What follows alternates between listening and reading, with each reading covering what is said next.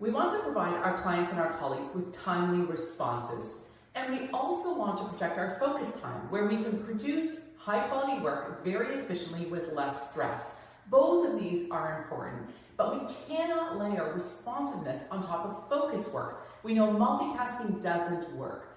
We're all juggling a wide range of tasks, deadlines, goals, and commitments, on top of shifting priorities and competing requests. So what's the best way for a busy person like you to manage all of your work?